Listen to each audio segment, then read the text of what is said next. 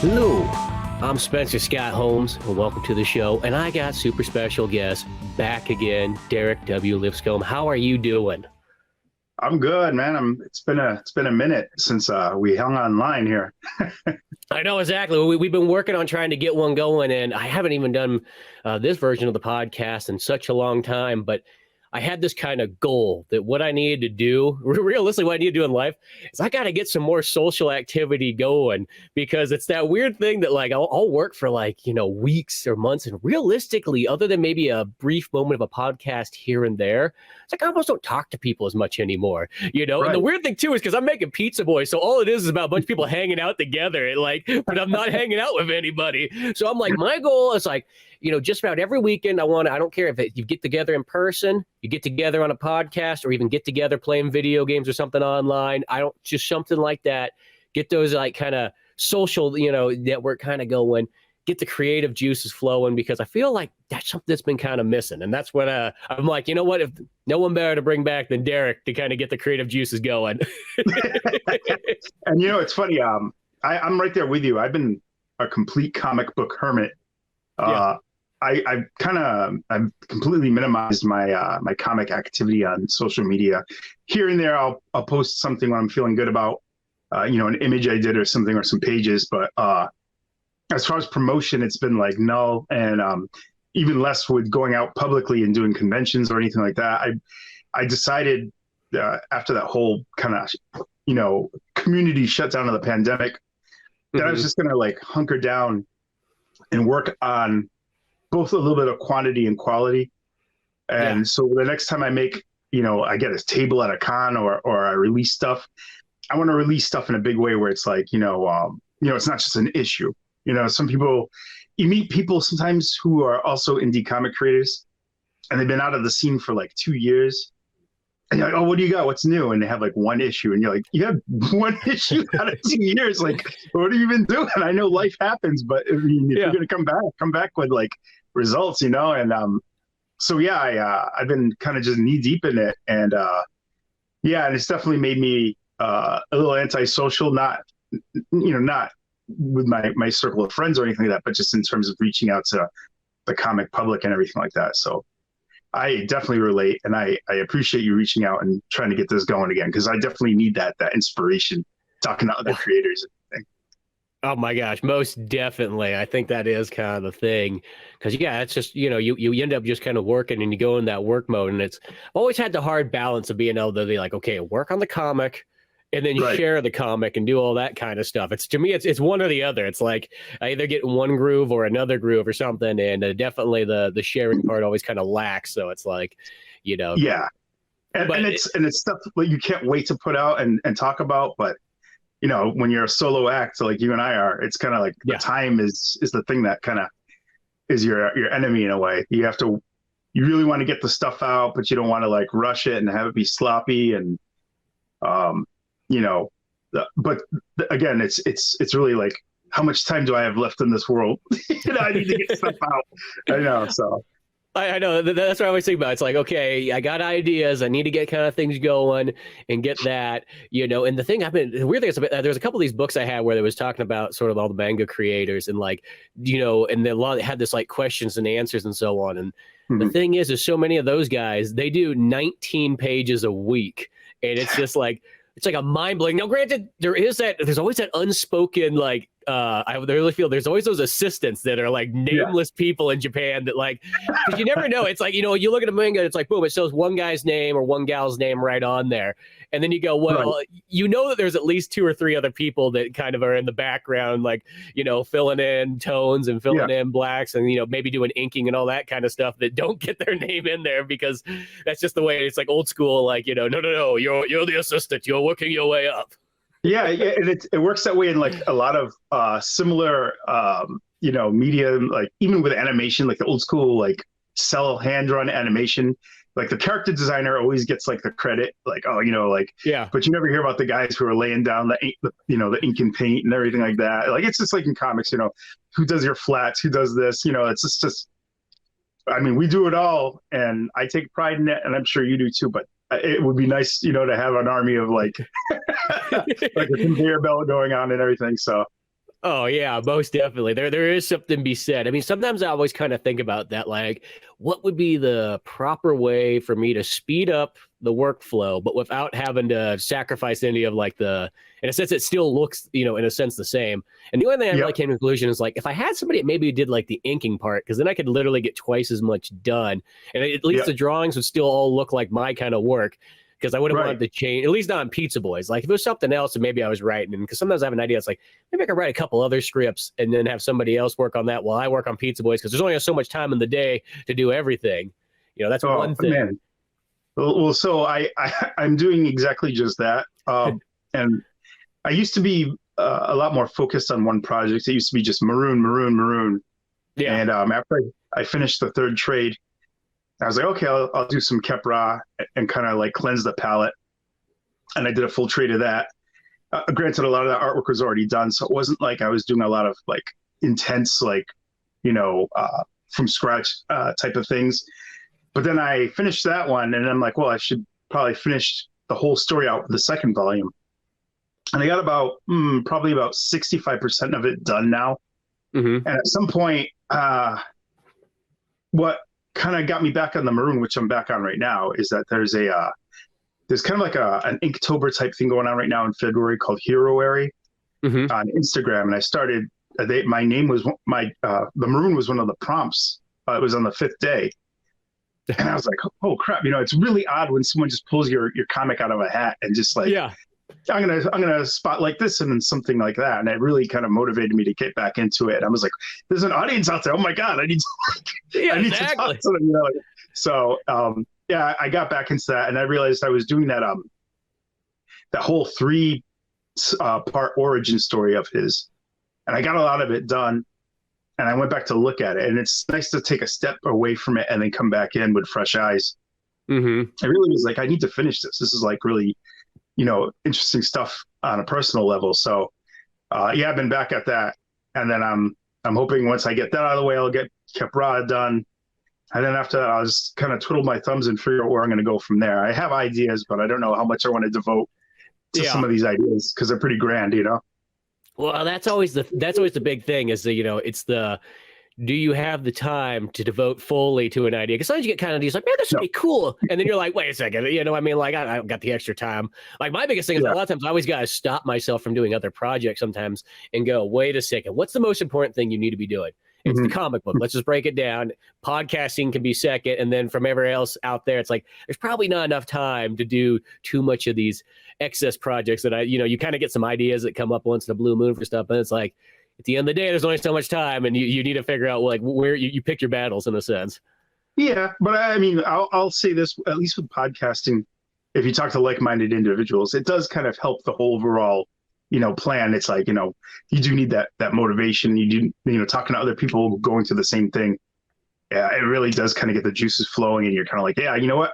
Now I want to get back into it. I want to hit the paper and everything and start like putting out good stuff. So, I mean, yeah, I'm in that kind of a zone right now between like this, podcast and then like doing the Heroary and, just getting back into something I haven't touched for a while. It feels good, and I said last year, I'm like, oh, maybe this year I'll get back into the convention circuit. But I still want to have a pretty decent library of thick books to put out there, and I mean, I have one. I have 3 volumes, and that's good. Yeah, I was gonna say you got thicker books than like everybody else on the planet, practically. Like literally, let's be honest. There's very few other comic book creators that have as thick a books as you have. I literally want to have like a library, just too many choices now. Like, but I mean, I think again, I feel like there's kind of merit to having that much material because people, I think, will take you a lot more serious. That you're not a onesie twosie person. You might have a great idea that may never go anywhere because they didn't follow up on the storyline, or they did the comic and they, maybe sales weren't what they were expecting at their first show, and then they just kind of throw in the towel early. Where I was never really of that mindset. My mindset was just appeasing. They say art is a selfish endeavor, so it's kind of like that for me. It's kind of like I want to just have these stories on paper. And, if the money comes with it, great.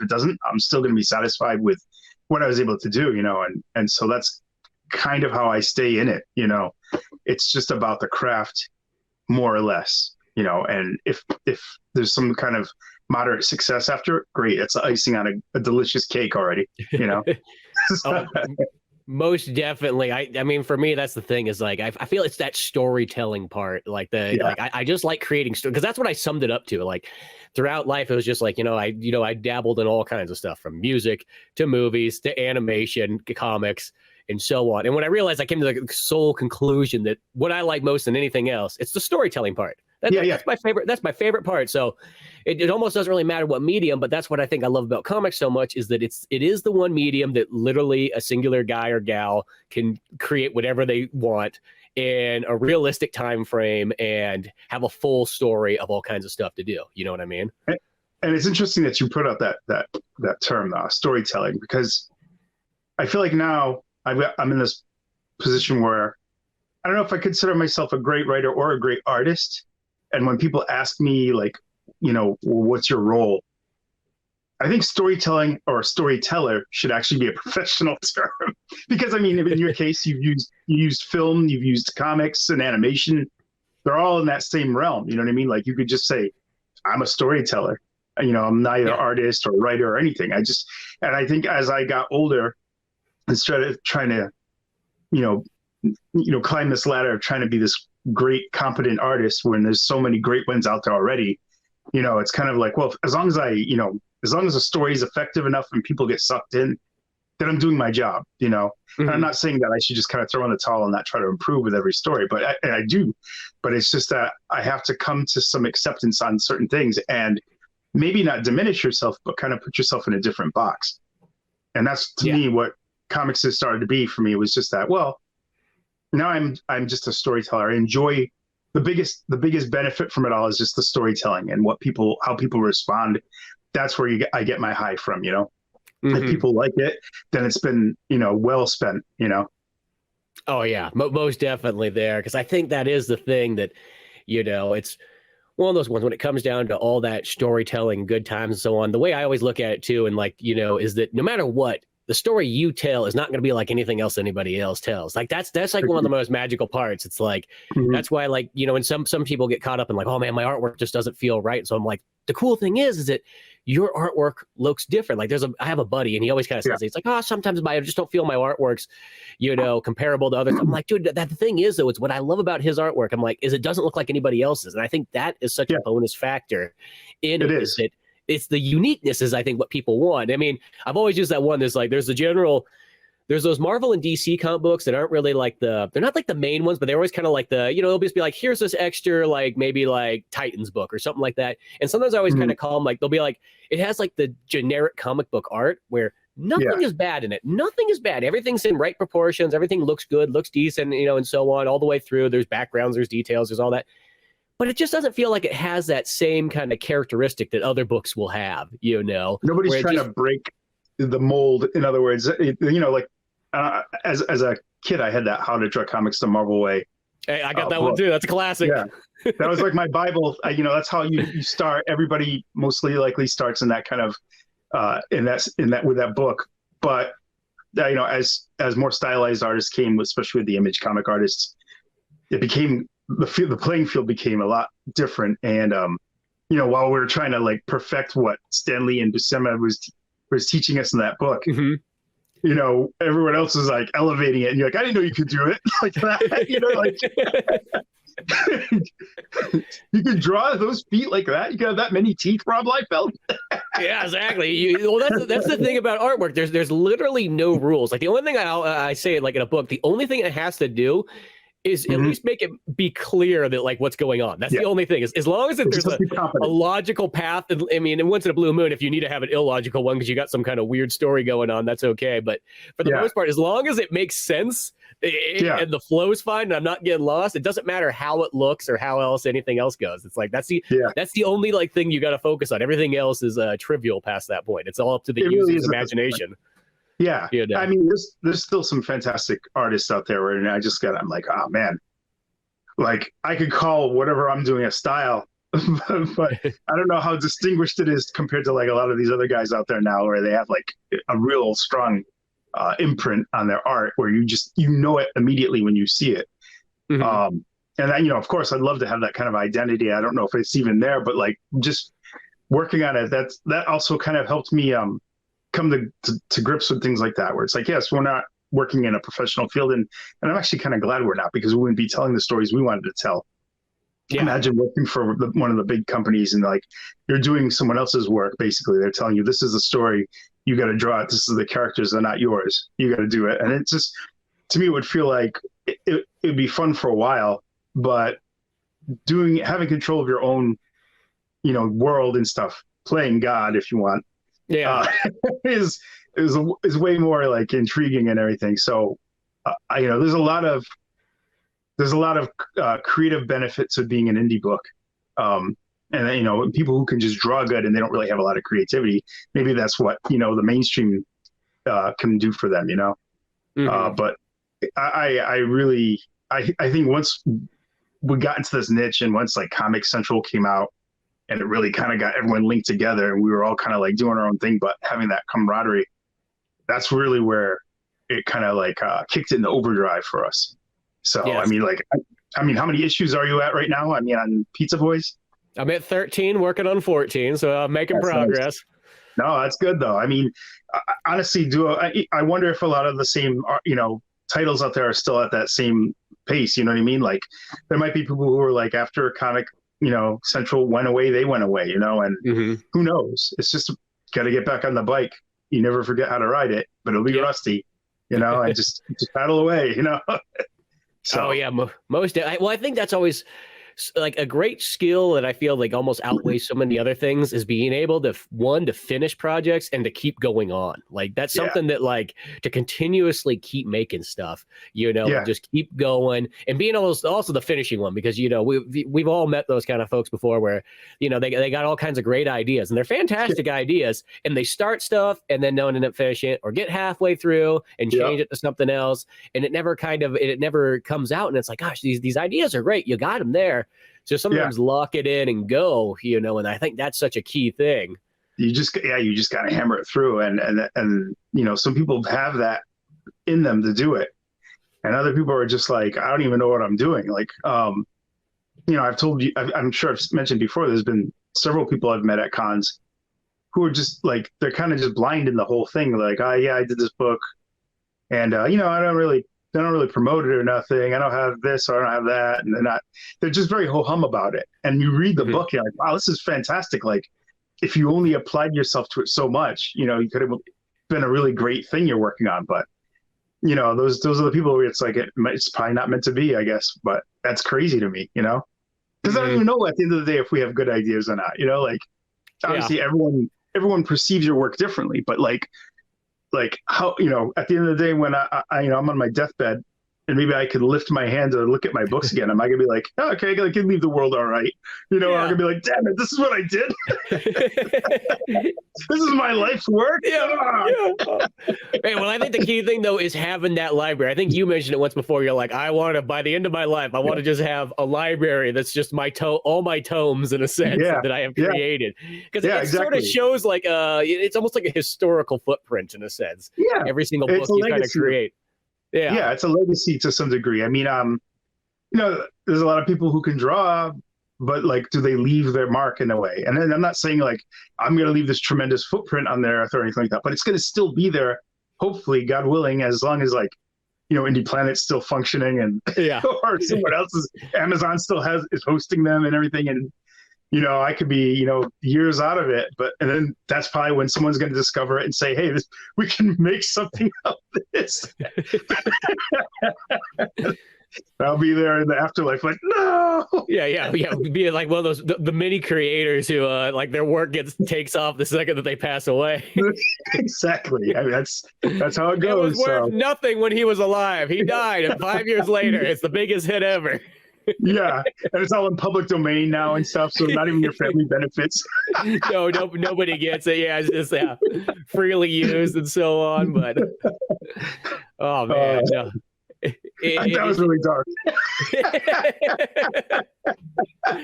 But the sad part is it's dark, but it's so true because you know that there's so many people out there that's happened their whole life. Well, it's always those when you see those stories, it's like, and this guy died penniless by the time it was all said and done. You're like, what the heck? I was like, those were all like some of the best inventions or stories or whatnot. Like, what happened? That's such a sad story, you know? Even like some of the classically trained artists or you get those museum, artists and everything, but you read about their lives and you're like, God, like that wasn't worth it for you, was it? Yeah. And, and I think it's all in the eye of the beholder. Like, I think there is something to be said. It's like, hey, if you're, putting out that art and it's what you like doing and all that kind of stuff. And at the end of the day, even if there's not like the reward as much for it, but sometimes the reward, almost you give it like a Eastern philosophy thing. The reward is not necessarily, the reward's for yourself more than anything else. Yeah. If everybody else can experience, that's even better. But like that should be like the core value and expand it from there. Yeah, and that's getting back to that too. The same philosophy I had about it too. It's just like, well, at the end of the day, is it making me happy to do this stuff? And yes, it is. And like if one person reads the book, to me, it's still a success story, and if they continue reading it, then even better. But like, again, going back to just art being kind of a selfish endeavor, it's like, well, if nobody reads it, it's not a total loss because it's still something I created. It's still something that exists. Yeah. And, and hopefully, even if the work may not be up to somebody's like tastes, at least they can look at it on a level of like, well, look what this person was able to do on their own. I could do this, and it inspires them to go and create something like, even better. And so, yeah, there's multi-purpose to it. Obviously, I want to leave something there for like my own kids to maybe when they're old enough to read and be like, what was wrong with Dad? But like, but I mean, it's there, and maybe they can go, well, I could do something, You never know. Or if I have grandkids or something, somewhere down the line, they discover, oh, Grandpa was like a twisted old man, but but he created all kinds of cool artwork and so on like that. Yeah, but look at the violence.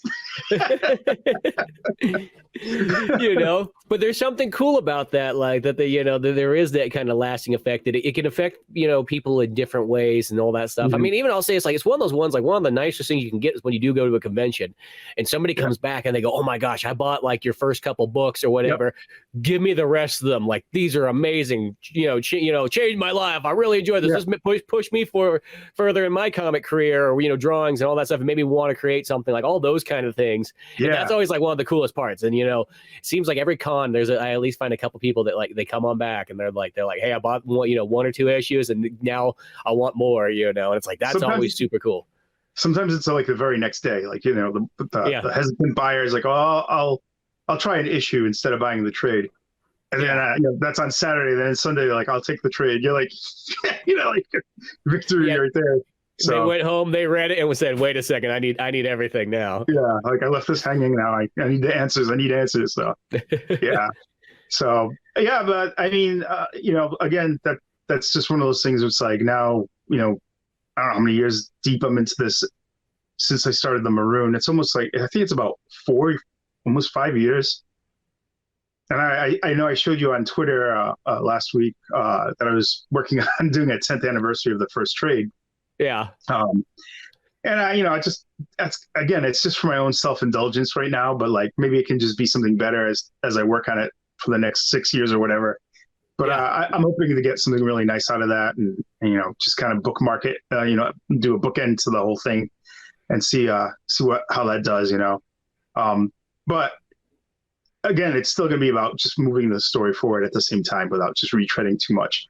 So, yeah. No, I think that's just a cool idea anyways. It kind of, as long as you can kind of ignite your own flames and keep going and, be just inspired the whole way through, like kind of with the Maroon, because you're working on the, what's it, a 3-parter origin? It's they're like giant size issues. They're like 72 pages each. Oh yeah, so it's like the old school, like Marvel giant size X-Men ones and so on. Yeah, but these are almost like mini trades at this point, and it's like, so I'm gonna do the mini trade, the giant size issues first, and then I'll just do another collection with them, and that'll probably be a technical volume 4, even though it kind of just cuts into the narrative and goes back to the past. There'll still be things in there that kind of keep it in the present as well. and it's setting up the big finish, which will probably be the 5th volume if I get to it. Okay. Yeah. Because I envisioned the character to go through 3 kind of stages. The stage we're in right now is the pre-Civil War era, where this whole thing is still an origin story for him. Even the 3-parter is like how he gets started. What you've read so far is the interim space where he's trying to figure out what he's going to be. And then by the end of this storyline, he'll finally be like, well, this is who I am. And then we're going to jump into the Civil War. I have ideas there where it's not going to just be about him. It's going to be kind of like a team book in a way. Yeah. Okay. It's going to be kind of like a Dirty Dozen type of thing that are working behind enemy lines and everything. And that'll be more of an anthology, I guess. It's not like overlying story arcs or anything like that. It's just going to be more adventure serial type style. And then the Old West will end cap his life story. And he'll find himself out west. He's an old man now. And that's when his legacy kind of catches up. I picture that almost like the Unforgiven version of like the Maroon. Oh, absolutely. It's definitely, and I don't know if I'm going to make it a series of stories or just like a one-off trade just to kind of bookend it. Yeah. But I definitely wanted to have kind of a beginning to an end for this guy. So definitely trying to, I don't know if I'll ever even get to even the second segment of the Civil War and stuff like that. But if I even get this first one done, I'll be happy. You know what I mean? Yeah, so well, it's just all about time.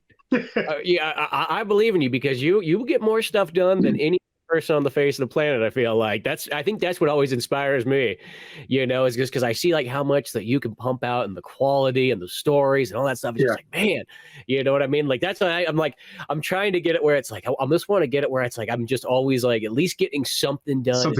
Yeah, I think that's I had a saying once. I used to always say it's like if you could even just get a panel or 2 done, like that's not what you want to have every single day. But like if you had a hard week where you just only had a little bit of time. Yeah, that's the thing. You're like, but I only got like maybe a half an hour today. Well, in a half an hour, you could probably get a panel or 2 done. Give or take. And so if you get that done, it stacks up, and at the end of the week, at least maybe you got a page or 2 done that you might not have had. Yeah, and I find it hard to actually take a break because I'll also be like, okay, I'm going to stop off this for a while, but then I'll look at something else I was working on. I'm like, oh man, maybe I'll just work on this then. I liken it to, and my biggest problem is if I start something. And if it's something new, I have to see it through. Yeah. My analogy is when I got my first tattoo, it was a fairly big, it was like my whole shoulder. Okay. And, usually when people start their first tattoos, they want to go a little bit small just to see how it goes. Yeah. Test the waters. As soon as the guy put the needle to skin, and I was like, oh shit. And I was like, there's no reason to have just half a thing on here. I got to go all the way through it. I sat there for the 4 hours and just let them drive away on it. And I look at it like that. I'm like, that's kind of how I am even with art. It's like, as soon as I start doing something, I'm like, if I don't see this thing through, I'm going to regret it. And it's going to be with me for life. Like an unfinished tattoo, like I gotta get it done. And even if I'm not happy with it in the end, at least it's done. And it doesn't look like I gave up, at some point. So, well, it's like so many things too. It's like, it's more about that. The big picture part makes more of a deal than like sometimes sometimes it's easy to kind of go, oh, this panel seems a little bit off, or is this part a little bit confusing, but over it, they go through it and they flow a lot more through it, and they're picking up stuff, but everybody's picking up something slightly different in their process, and they're not also like sitting there hardcore studying it like the creator is. They're not looking at it, because I always think about like when you look at a panel like in a normal read, you look at each kind of one maybe in a few seconds, give or take on how much dialogue there is in it, but you're looking at it about a few seconds at a time as you kind of flow through it. I mean, sometimes I remember like 10 years ago, I told myself once, I'm like, maybe like, because sometimes you would get the books and you'd read them and then you go like, I feel like I'm almost going too fast. I think I need to slow down a little bit. Like, did I not appreciate this enough? Yeah. You feel like you don't appreciate it enough. And, it's funny too, because like there'll be people like you'll see online who are reviewing books and they examine the panel work and the composition. And for me, it's always been like, oh, that's a really cool shot. On to the next. And it's not that I don't appreciate it, but I appreciate it differently. Some people really go deep dive and do these intensive, like, reviews of things. It makes me nervous as, someone puts together a book, because then I go back and I do really look at it with like a really critical eye, and I'm like, my artwork fucking sucks because someone's gonna tear this shit apart, so it's always kind of one of those things too that drives you. I think you do have to be your worst critic, that way to catch all those things before someone else does. And knock on wood, I haven't had anyone really like at me like that. I'm probably opening myself up now to it, but like, it's nice that, it's, people, like I said, they read the book and they said, they've said good things about it. So, and I'm really happy about that. I'm very proud about that. So. Yeah. Well, even when it comes to like the editing, when I was doing, the Pizza Boys 13, I did the thing where, because mostly it was always like, okay, I would look it over a bunch of times, of course, but then I'd have my wife Laura look it over a bunch of times, and then maybe somebody else if they just happen to kind of come on over. But that was kind of about as far as it ever sort of went for checking it.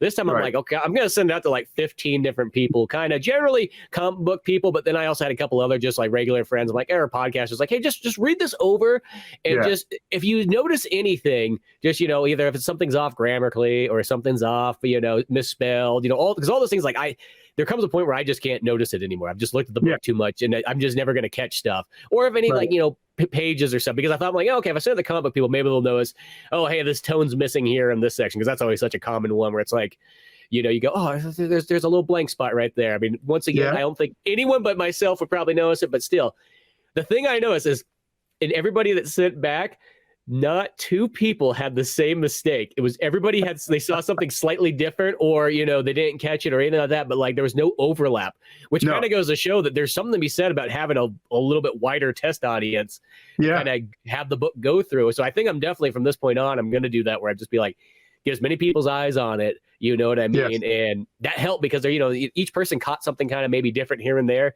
You tuned it up and so on, because it just goes to show that a couple people is just not enough. You need a good handful of people to really go through it and kind of go, just check it out for me. At least give me the peace of mind coverage.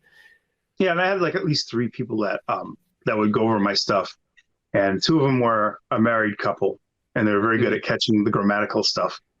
And then I had another person, she would look at it, and she was a fact checker. Yeah. So she would be like really hardcore into it too. She would like, I don't think this term was used in 1850. It's actually a lot later, and I'm kind of like, well, I mean, it's historical fiction. How do I have any wiggle room here? But then I get the better of me. I'm like, okay, I'll get rid of it. I'll use something else. It was nice having that, I agree with you. You need to have a couple of eyes on it, not just one other person. It's always funny when you have like a comic book editor in the industry and stuff like that. How much are they trained to look at everything? Like, is there specialty, like the dialogue that's used? Is it on the art, or is it like do they have to do all of that? Are they competent enough to do all of that?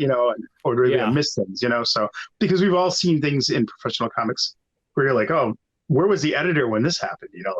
It goes to show that everybody it's the same thing with like movies, like when you see scenes where things are out of place and so on like that. Like, doesn't matter how many people are sometimes looking over it, the mistakes do happen, but the average overlook is still always, it's about the big picture. It's always like, I always think what Ed Wood says, it's not about the little things, it's all about the big picture. At the end of the day, but I always think about that too, with like an editor like this, because you're like, does an editor just sit there and like almost study page by page and like literally put some legitimate time into it, like spend that time to really look over. Like, I feel like a true editor would, and literally almost retype everything back in just to make sure it is fully spelled right and fully this is kind of going, and just putting that like a lot of like time into it, where it's just you are studying the whole page. You're not just doing a read through or anything like that. You are getting deep diving into it. Right. A lot of the one of the things that I find myself doing more and more, which I shouldn't, is I've almost stopped writing dialogue script, and I do it as I create a page. And I know what I want the page to say, and when I hand it over to the married couple, they usually kind of script doctor it for me, so it works better. But at least I'm getting the idea, because I'm really bad about, I have the idea right then and there, and if I don't do something about it right now, I'm going to forget it completely. So I put everything down. And so that's how I've normally done it. I'm like, that'd be great if this person said this, and I throw it in there. And then like later on, I'm like, well, how about you have them say this instead? It makes more sense, and plus, you're repeating yourself here, or you've used the word twice, and okay, so it's cool. It's really cool to have that editing team, and it's still. I used to collaborate on another book, and we never used an editor, and that blows my mind now when I think about that. Like, we literally sat at convention tables selling books where we're like, we didn't edit it. And then I'd go back like later on and reread them. I'm like, oh my God, like you just feel like someone thinks I'm an idiot out there, and I'm not even so. Yeah, it's that thing. All someone has to catch it and be like, "Oh, this guy, you can't even spell." It's like, oh, because I found that once in a while I'll find an old issue of Pizza Boys. I'm like, gosh, I went over that so many times, and then like 3 years later, I still like, there's something slightly off.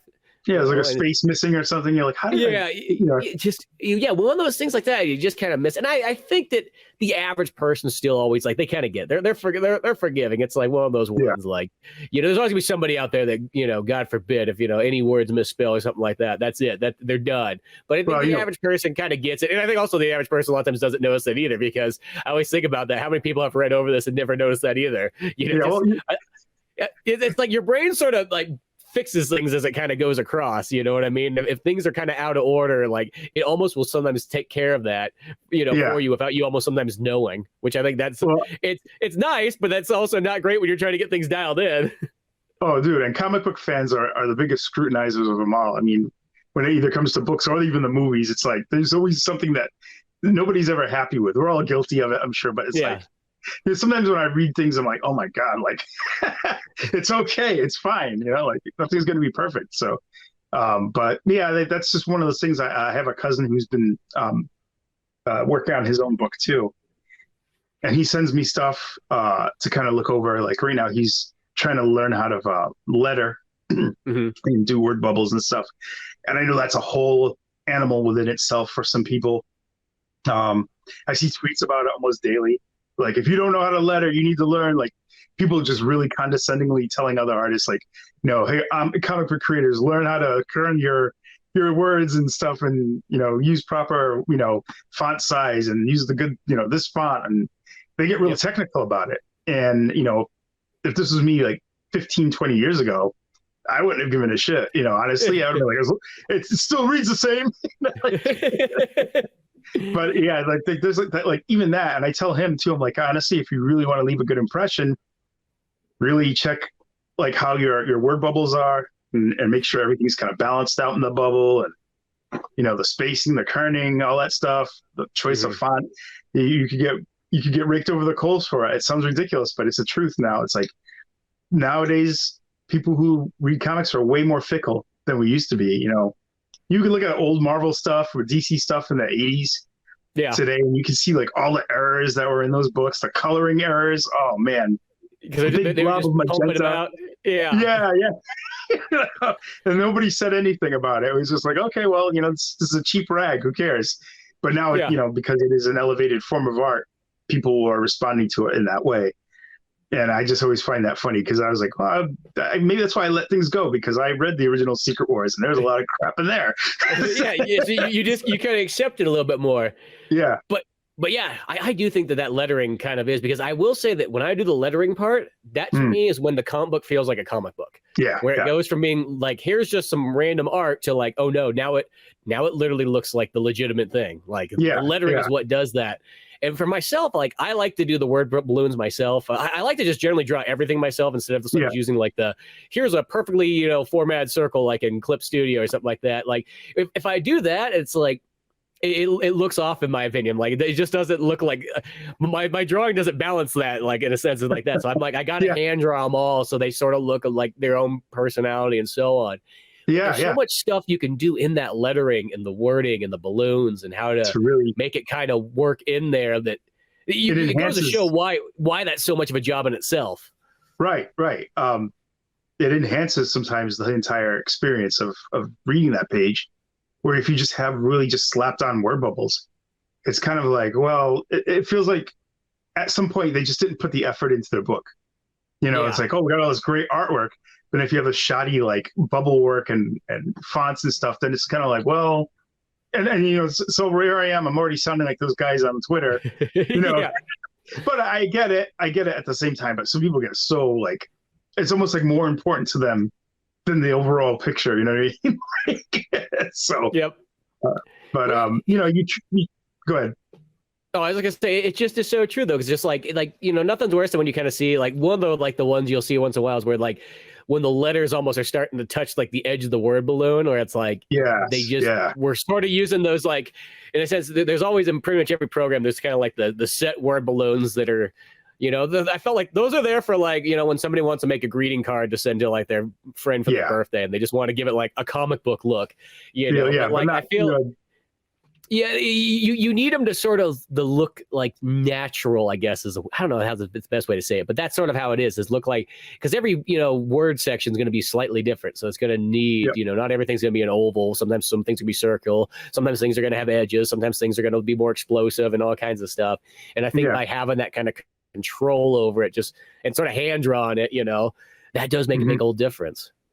Yeah, no, it's true. I've had to learn to kind of focus on that a lot more. Because even when I was looking at like the first couple issues of the Maroon, and I was looking at my word bubble work, and I was like, like part of the reason why I want to do like this kind of deluxe anniversary edition, not just to put more material in it and everything, but also to fix those little things like, the word balloons and stuff that don't work on some pages. There's panels that I'm like, God, I really rushed the art on that one. Like I need to redraw that, I just want it to be an overall better reading experience than it is, and it kind of make it kind of the definitive version of what I was trying to do. I think a lot of that had to do with also the fact that I was trying to restrict myself to 24 pages. Yeah, that was a long time ago, and contain a story within there, and you could tell a story in 24 pages. But if you want to get a lot of meat in there and a lot of things kind of to get inside the characters more, you kind of have to allow yourself some like breathing time to get those moments in there. I still like the way the first issue starts or how it works out. I think I would have expanded the ending of the first issue a little bit more. But as a standalone book, I'm really happy with it. Like the way it ends, you don't have to follow through with the character if you don't want to. But you've got that little story right there, and it's a nice little like Old West style, even though it's pre-Old West. It has that Western feel, like you said. Yeah. And I was really proud of that when I finished that. I looked at it, I said, this was a self-contained story. I'm good. If I decide to follow through, then cool, And I'm glad I did, because I've learned a lot of stuff, but I've also kind of got lost in the world that I created too, where it started almost dictating itself to me on what's going to happen, So that was really an interesting thing. So. Well, it's one of those ones like I thought myself too, like this, I've been throwing around this idea for a while, but it'd been like, I'm like, I kind of want to sort of remake my first issue. And the main reason for me is because my artwork literally like progressed a lot from issue 1 to issue 13. It's like a very like massive change, because in a sense, it's like I felt when I did issue 1, my thing was like, I think I can draw just good enough that I could do a comedy comic and get that out there. That was my kind of thought process in it. And don't get me wrong, I still like my first issue a lot. I think it still reads fine, all that stuff, even if there's a couple little grammatical errors that I could still find once in a blue moon in that one, But I felt like the main reason why I always think so is because when I go to a convention, the most general thing people do is they go, just give me the first issue. Even though my book, I always kind of go, hey, you can literally pick it up anywhere. I do it sitcom style. I make it like it's episode of That 70s Show or something like that, so it doesn't really make a difference where you start off at. They still kind of want that first issue. And sometimes I kind of go, it's like as much as I like that, like it is that one where it's like, gosh, my artwork in 13 is looking so good. It'd be nice to have at least to sort of match it. Like it's okay, because I feel if someone gets into your book, then when they went to 2 and 3 and the artwork kind of like dip back, down to more like the earlier stages version, that would be okay, because they're already like hooked in and so on like that. But sometimes I will kind of wonder, it's like one of those ones like it would be nice just to have that artwork sort of match. As I said, don't get me wrong, I love having the original one as is, because it's like the equivalent of like when you watch that first South Park episode and it's so rough, but it almost makes it more magical because it is that, that it's so handmade and realistic and so on like that. Or like those early, cool. Those early Simpsons episodes that used to be, what was the show they debuted on? The Tracy Moore. Tracy, not Tracy. Yeah. Tracy Ullman. Tracy Ullman show. Yeah. I think so. And it's like you see the character designs and you're like, ooh. But it's funny too, because like I'm the same way. I generally, on a personal level, I like everything about volume 2 of the Maroon the most out of all the stuff I've done. Not to like, you know, poo-poo on the other stuff, but like when I look at it and I flip through the trade, that's a really satisfying book for me. I think I was really I had hit my stride with that one. The artwork I love for myself. I like the story.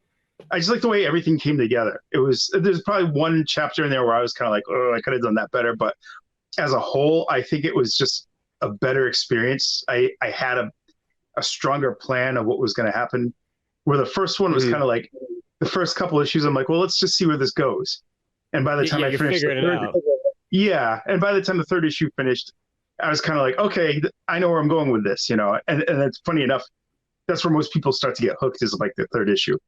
But when I sell them at the cons, I'm kind of like, don't you want to get the second trade too? Because that one's great. Like, I really want to get them on that, and it's so tough to like get people past issue 1 or something like that. You know, like there's a fixation on that. Like issue 1 is going to be worth something because it has the number 1 on it. You know, and it's not, you know, not necessarily true. So yeah, I mean, at least that's what I think. Yeah. It was just that they want to start from the beginning. And it's a logical one. I mean, don't get me wrong. That's a lot of times when I buy, like when I start stories or I start a video game or something like that, I'm like one of those people. I'm like, no, I got to start from the beginning. Even if you don't necessarily need to, I feel like you got to earn your place. So I do get it. But it's one of those ones I think about. I'm like, maybe I should do sort of just like a sort of like, and I feel like I would just keep the script the same. I think I'd maybe expand just a couple parts in there and something like that. But beyond that, like it'd be pretty much identical. And then just do the thing where I just redraw everything. You know what I mean? And just make like a deluxe edition or something. Yeah, like like I said, an anniversary edition. I don't think there's anything wrong with revisiting like our older stuff and kind of seeing how we've grown from then to now. I mean, there's some things I can look at then and I really appreciate. And then there's some things where I look back and I go, I could have been a lot better on that had I known what I know now. And, you know, I just like to make everything a lot more cohesive. I mean, it's a tough thing to do because you want to whittle out that time that you could be putting it towards something else. But like a lot of the stuff is already done for me in terms of doing that trade again. It's just, there's things that I looked at and I said, I wish now I had added this thing or I added this thing to kind of make it a better experience. And so this is going to be kind of my opportunity to do that. That's going to be something that's going to be in the works for a while. I might release it before the 10-year mark, but I don't know. Like, it just depends on how everything else works out. Like, I don't foresee myself finishing the next 3-parter. I'll probably have 2 of it maybe done by close to the end of the year, and hopefully the last 3rd part will be done by like early next year, as long as I can, you know, stay on it and everything. But I mean, the goal is just kind of get that, finish up Khep Ra, and then from there we'll see what happens. Well, yeah, then it leaves you in a place where, hey, if you felt like trying a brand new story, you know, or, you know, you can go experimental and stuff, because there's something to be said to switch up that story every once in a while, even if you like, you know, even if you're continuing some other ones, but at least you kind of change it up here and there just for creative kind of flow and everything like that. It's kind of nice to have something else to sort of work on. Yeah, even if it's like a one shot or something, I mean, which I probably would do more likely is just like, let's just do one shots, get a quick story out there, flex like your drawing skills on something different, you know, instead of drawing the same thing. I thought about that too. I honestly don't know. It's hard to tell where I'll be when I get these next couple books done, but I hope I still have it in me to kind of keep going and be like, you know, let's do another thing. Let's get on the, you know, even if it's a self-contained story. I mean, I like to have endings to all my stories. And the reason why I'm doing the origin right now is just because I hate it with like this TV shows where they give you a mystery and they spread it out over like 6 seasons, and you're like, and then when you get the answers you're looking for, they never live up to what you're like. No. You've had all these seasons to kind of, you know, like, so I kind of like told myself, like, what do I dislike about like things like that? And I was like, well, I gotta pay it off pretty easy and early on.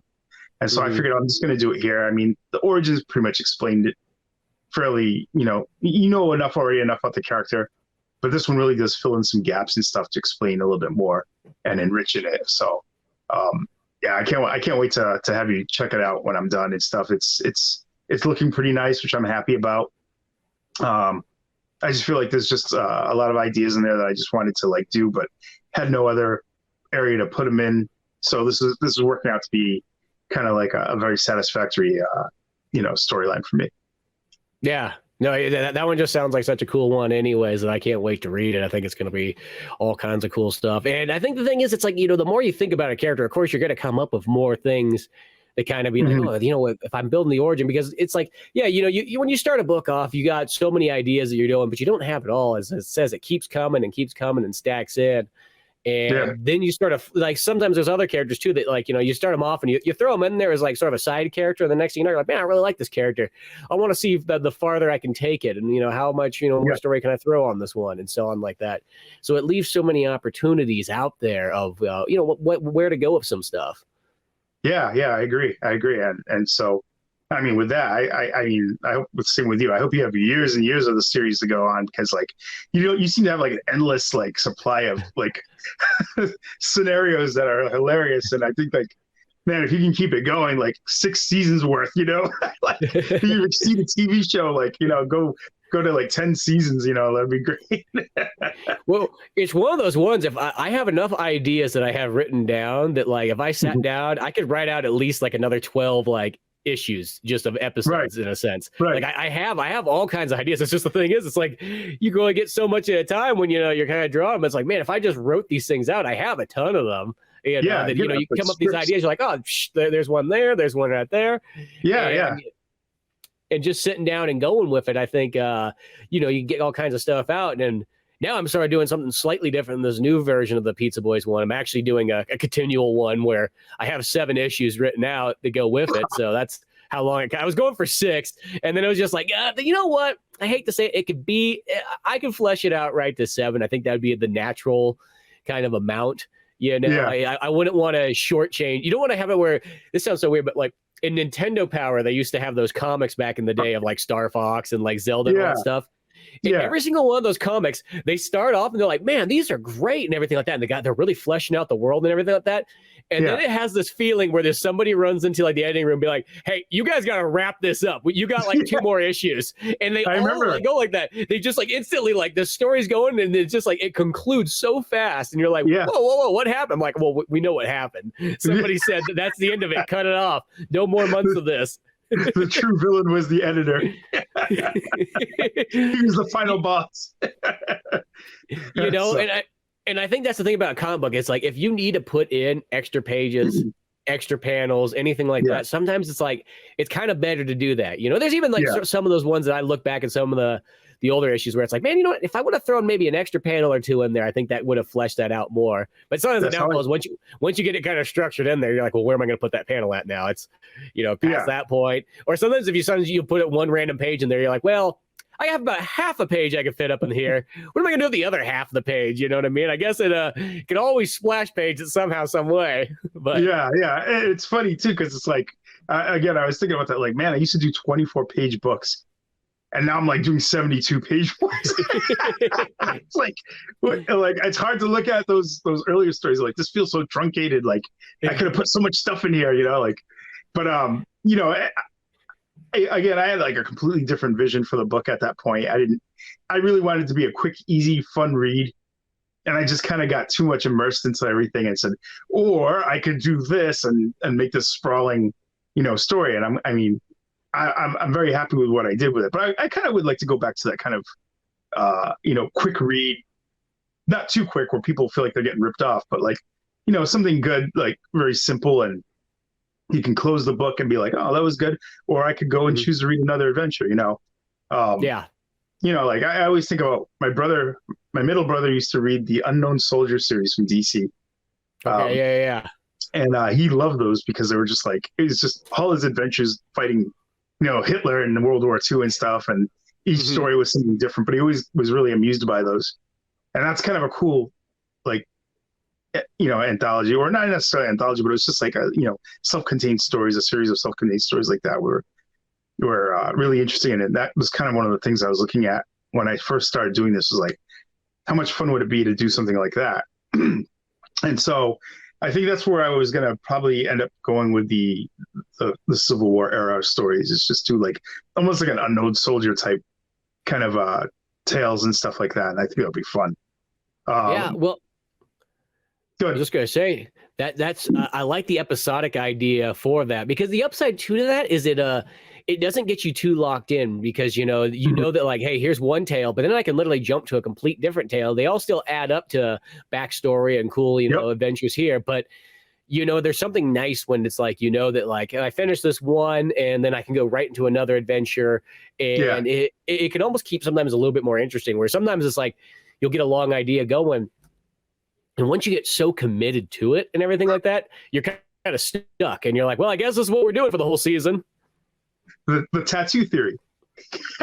Yeah, exactly. You're in, when you do, like, if you just did a bunch of little tattoos, you're like, well, I like the way that came up. I'm going to get something completely different over here, Yeah, you can make a whole sleeve with just different ideas, but I know I had to do the whole shoulder at once. So, that's just how it works out sometimes.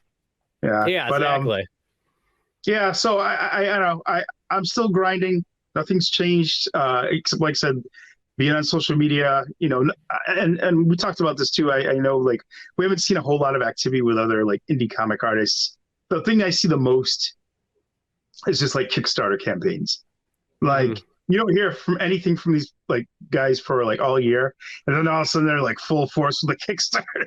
Like, and you're like, okay, I don't even know who you are now. And well, yeah, there's so many of those Kickstarter ones too, where, like, and it's almost like, oh, this book's not going to come out for like a year or two. Like, geez, that's a long ways off. I always felt like when I put together a Kickstarter, my book was actually technically done by the time the Kickstarter came up. No, I mean, that's ideal, and I kind of get it. Like, we were talking about, like, printers like Indie Planet, like, submitting a book to them now. It's almost like a year-long effort. Because I mean, I had Khep Ra done all the way back in April of last year, and then it just, like, hit, like, in November of 2022, and that was a long wait, because I was ready to sell that. I had people who were like, yeah, I want to buy this, and then people stopped pestering me about it, like they were starting to forget about it. Yeah, and I was kind of like, what is going on?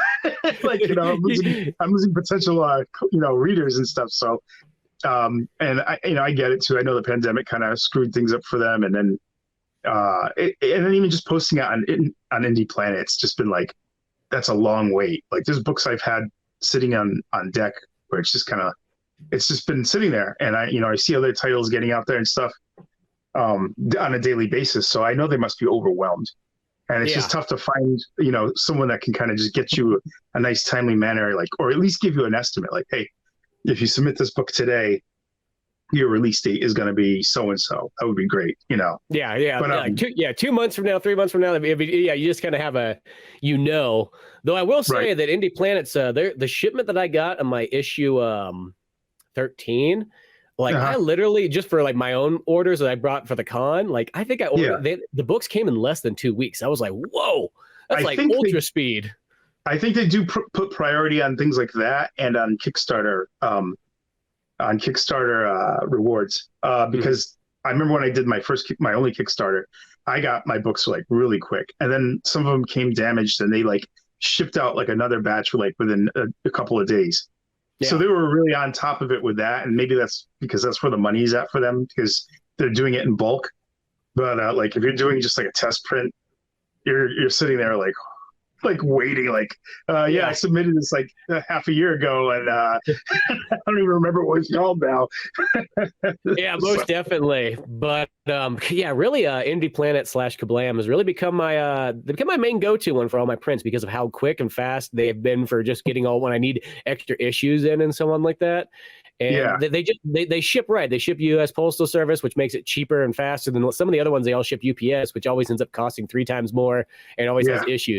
So it's kind of nice. I'm like, you know what? I will take. I'm going with the Indie Planet ones for all my stuff. Yeah, I think. I mean, their tax is insane, but I mean, I've used them since day one, and I have very little to complain. Obviously, the whole thing with the time lately, I'm attributing that to just how the world's basically changed in terms of, like, how much help they probably have and stuff like that. So that's probably something out of their hands. They're probably just, like, backlogged.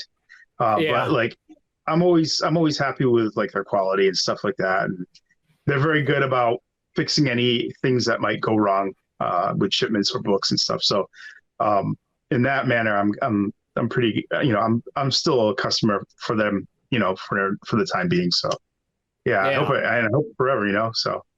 Yeah, exactly. As I said, they've just been so dialed in for like when I'm getting all my prints. I'm like, you know what? I love the speediness of it. It always comes good. The good communication and all that stuff. And Right. The Indie Planet thing. As I said, I just picture there's probably only a couple people working on putting the Indie Planet part of it up. I feel like it's one of those ones where like they're like, you know what? We got the Kablam office. We've been printing comics forever. Why don't we put up a little indie place where people can buy some print-on-demand books? And they're like, okay, 2 people go over there and work on it, and then they didn't realize that like, oh well, now there's a lot more. The whole country wants to do comics. Yeah, exactly. Because that really is the definitive Indie Planet's like the definitive place for putting up indie books. So people can get physical, like and digital as well too. But it is kind of like the best shop for all that stuff. There's some other printers out there, and they have some reasonable prices and stuff, but they don't have an indie shop where you can get the digital stuff. And that's what really made the difference for me. It was like they're literally helping me out in that sense. Like, I mean, Amazon is pretty easy posting books and stuff like that. But I like the fact that Indie Planet does it for you pretty much. You have to do is just submit it, and that's that. Like I said, lately it's just been the wait time. Like, I did a comic for my daughter. She came up with her own concept, and I illustrated it and everything. And she's been asking me for like almost a year now, like, is it up for sale yet? Is it up for sale? I'm all like, I'm sorry, no, it's not. Because can we do the second issue? I'm like, what you need to do is you order like 25 of these and be like, now take these to school and sell them for $10 a pop. Sell them that way. I know. Well, I think that would be the way to go. Here you're gonna learn some like sales skills right now. You're gonna go hustle these books. She's already doing that. I did a con down in San Diego, Rocket Con, and she was just drawing like flowers on paper. And she was sitting at the table with me. She's like, Dad, I want to sell stuff. And this is when she was like maybe 4. And I was kind of like, well, just tell them, sell for 50 cents a flower. So every time like someone came to the table and they looked at my book, she's like, do you want to buy one of my flowers for 50 cents? And people would be paying her like $5 because they thought it should, oh, this is so adorable. Here, take this $100 bill. She made more money than I did. I was going to say, that was a bit. You're like, wait a second. I just need to go out and just, hustle her the whole time. Seriously. We just be raking in the cash. I mean, that was good. I was like, so, well, if you want to buy something, this is your money, go ahead and, just do it wisely and stuff. But like, she got the bug after that. She was like, Dad, the next time you do a show, can I sell something too? And I'm like, well, what do you want to sell? She's like, my own comic, but I want you to draw it. She already figured out, you know what? You know how I should do this? Drawing the flowers was too much work on my own. I need to find someone else to draw it for me so I could just sit back and collect the cash. I wish I had figured that part out. I was like, wait, I should have got someone else to do this for me.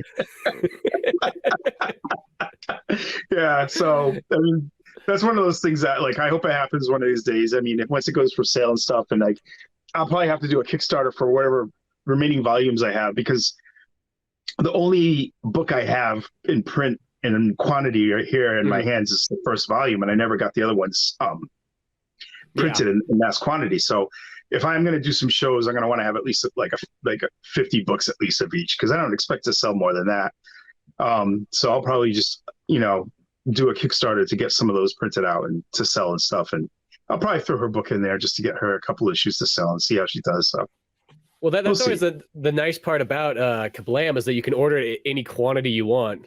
Yeah, you know what I mean, yeah. like that. I think that's the coolest part, because it's so nice for like my single issues when it's like, okay, let's just say issue 5 ran out. Well, okay, I'm just gonna order like 15 more of them. I don't need to order 20. I don't want 25 of them because it takes longer for those middle like single issues to kind of go than anything else. So it's kind of nice, so you don't feel like you're stuck with a ton. Like so many places, either 25 or 50 for the minimum order, and like especially for the single issues, I always feel it's like graphic novels is one thing to have that kind of quantity.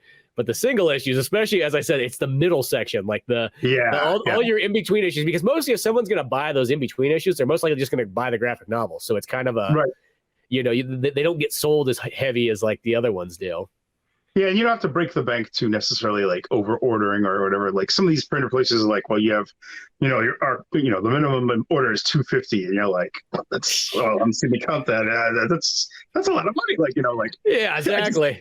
I just paid for a table by myself, and that was my monthly rent. Like. Yeah. Well, well, that was like the main reason that like I ended up getting like making my own stickers at the house, because I just didn't like, it was like, God, like every sticker place was like the minimum order was always like at least 100. And you're like, well, maybe I don't want 100 of every single one of these stickers. Right. So it's just like, whatever, I'll just use my printer and I'll get a Cricut or whatever. We'll cut them out here at the house and so on like that. And that's what me and Laura do for a lot of our stickers. We just like, I just print them here, and once I kind of figured out how to print them properly and everything like that, which took longer than I thought it would, but once you kind of got that all down, it's kind of nice, because it's like, you get an idea for a sticker, you print out, like here, we're going to print out like 8 of them maybe, if that even, and see if they sell. If they don't sell, that's okay. But like I was able to print out a bunch of different ones. I can test market a lot more, and I don't have like, here's 100 or 200 stickers sitting there that I still don't know what to do with. One of the things I'm going to do for the next con, because I'll have the 2 titles, is I have a sampler book that I'm going to put out, which is like, it'll be a 24 pager. So the first 12 pages will be a Maroon story, and the last 12 pages will be a Khep Ra story. And I'll sell it for like $5. And then I'll have a coupon in the back. It's like, if you buy this and you liked it and you want to buy a trade, it'll be $5 off the trade. So just bring that back with you. And then like, and hopefully that'll get people invested in it more, like whichever character they like more, maybe they like both, make $5 off either one if they want to buy both. So, but I'm trying to think of new ways to kind of get people to kind of like try out the character without, yanking them for $25 right off the get go. If they're apprehensive, like, oh, well, if you don't know if you want to buy it, if you're interested, just for $5, just read this, and if you like it, then come back, and I got a full trade of all this stuff. So, but those are things I've been thinking about too. I've been working at these books and stuff, and I hope to like I said, be back out there, maybe early next year, have something fresh and new for everyone to get into, and not selling the same one book or whatever like that. So that's where I've been. I don't know, I have nothing much else to talk about in terms of that. That's the only thing. I noticed the same thing too. It's like a lot of times people are like, so what have you been doing? And it's just like, oh, just working on the comic book, a couple more pages down. And it really is that one that, like, I think because comics are always such in a sense, a slow process in a weird way. Because, you're only going page by page at a time. Gosh, somebody could ask you that like a month later, and you're like, what are you doing? Well, about 1 or 2 more pages down, getting closer, getting closer every day. Yeah, but hey, at least we have the library building and stuff, and that's something like, got to keep forging ahead, got to hit that goal of that bookshelf. Like I said, I got 4 volumes, 1 Khep Ra, 3 Maroon, but it's just not enough yet. I just got to keep going, You got and the art book, yeah. So I just want to keep producing stuff, more content, and hopefully just have a lot more variety for people to choose from when they come visit the table. So. Yeah, I think that's good. There's another buddy I've met at some of the Comic Cons, and the thing he kind of did instead, which I thought was an interesting way to go about it, is he wrote and he drew like 3 or 4 different types of books. So he had like 3 genres that you could kind of pick from right off the bat. Right. And then he kind of like, whatever people like more, he started working on the second and the third one of them. And I thought, like, that's kind of a cool way, because then it's like you got a lot more ways to expand out your kind of market and everything like that. And you know what I mean? And then it's like, for me, it's like, in a sense, I have my Pizza Boys one, but that's all I sort of have. I got the one genre in a sense. It's got multitudes of other stuff in it, but sometimes that's where I'd be like, it'd be nice to almost like just make another book just to have that extra variety to go with it.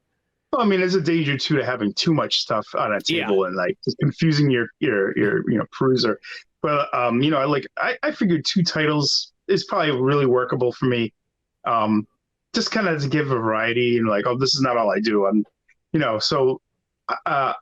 obviously with Khep Ra, I don't plan on expanding that any more than like the next volume. Mm-hmm. And I don't plan on selling any like single issues of that or anything, because I'm only doing like the thick books for those. And even maybe with the Maroon going forward, I might just start just doing that too, just because I feel like people want the complete story. Right from the purchase. So it just makes more sense to me just to have those completed volumes, so they could get like something self-contained, and it feels like, okay, that's $25 well spent or whatever.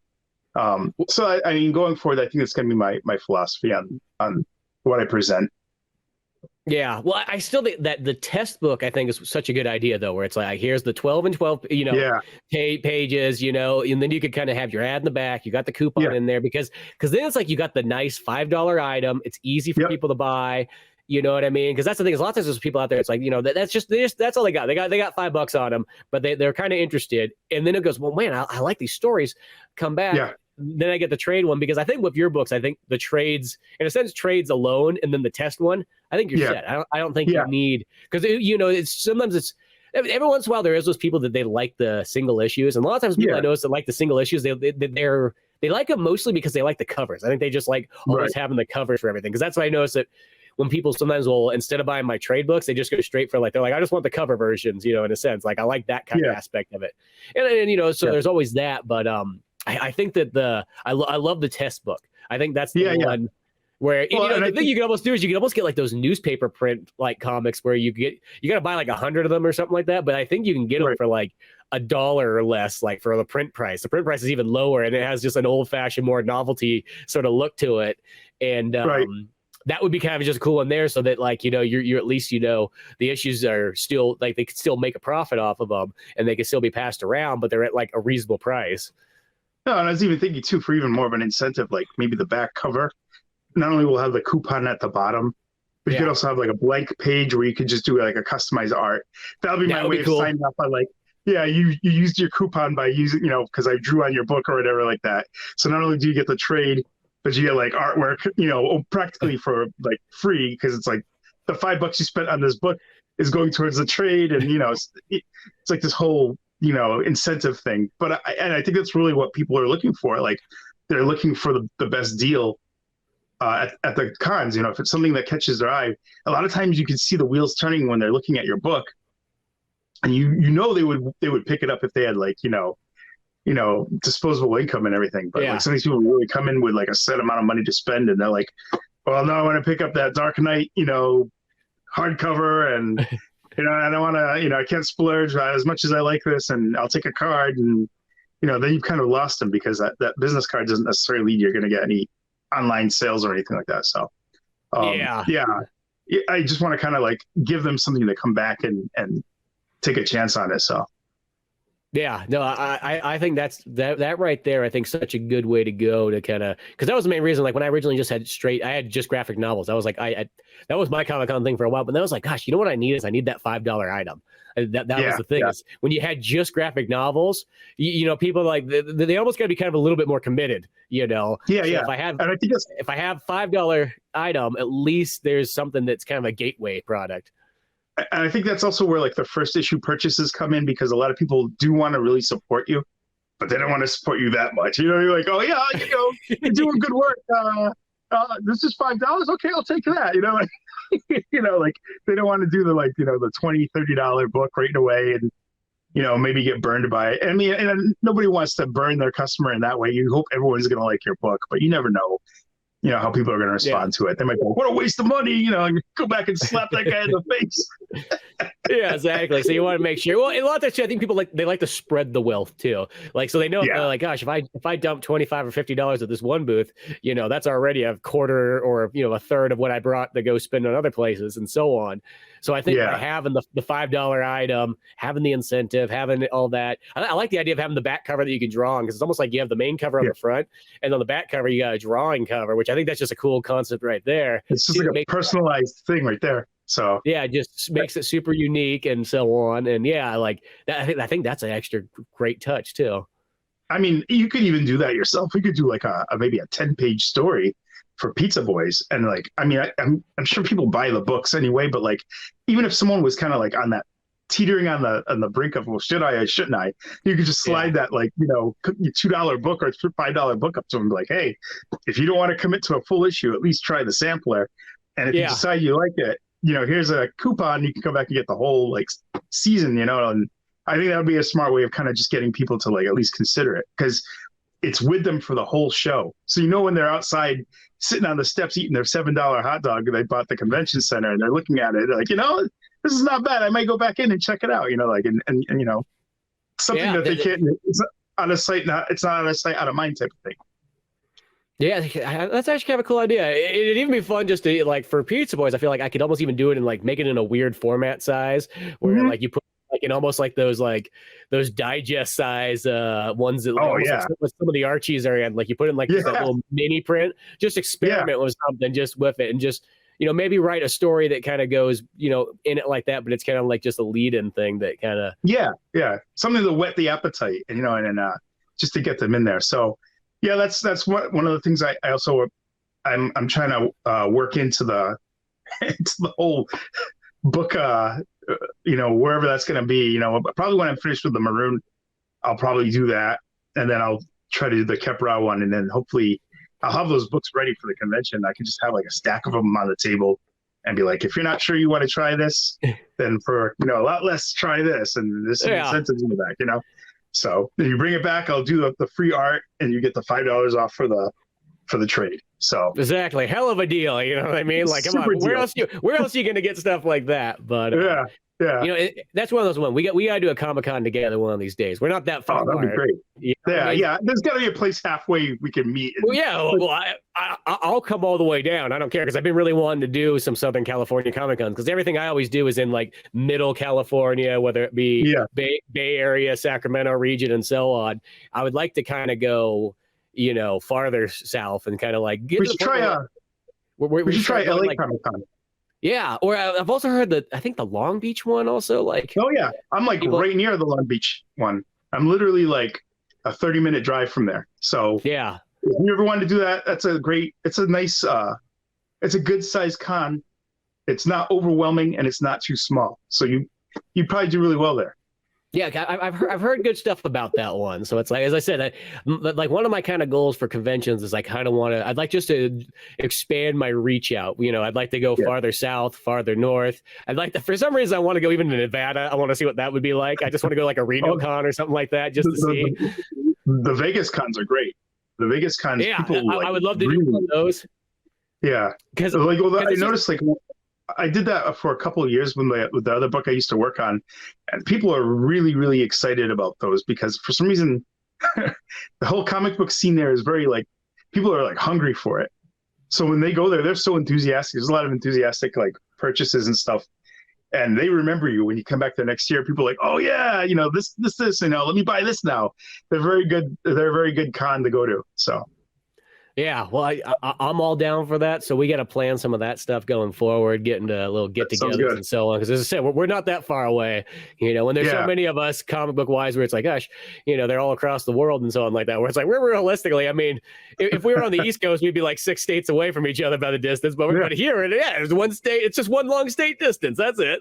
If we're on the East Coast, we could have Craig fly out and join us. Yeah, exactly. I know that's one of those ones too. I would love it if you had the logistics right. I would love to go to like London area, and do one of those conventions up there just for no reason but to do it. I just don't know how you'd get all your books across to there. I guess you'd just take a minimal amount. You'd just be like, okay, what can I load in a suitcase? I'm just going to be here for one day. Yeah, all I'm bringing is I'm just bringing stacks of graphic novels, and that's it. Nothing else. Not even clothes. No, nothing. I don't have enough room for it. I'm gonna just wear the same outfit.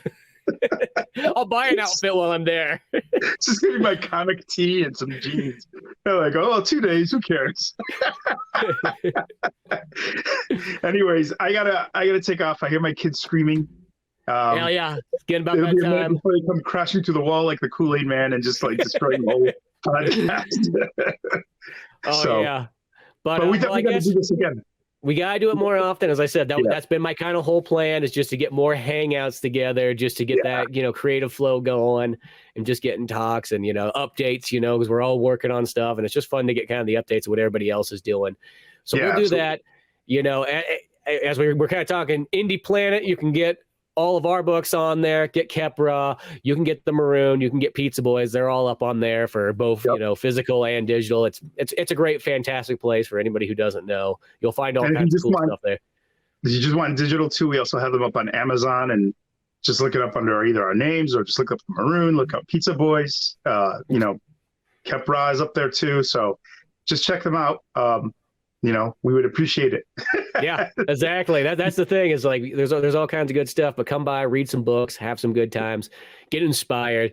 But till then, I'm Spencer Scott Holmes with special guest Derek Lipscomb. and we will see you some other time.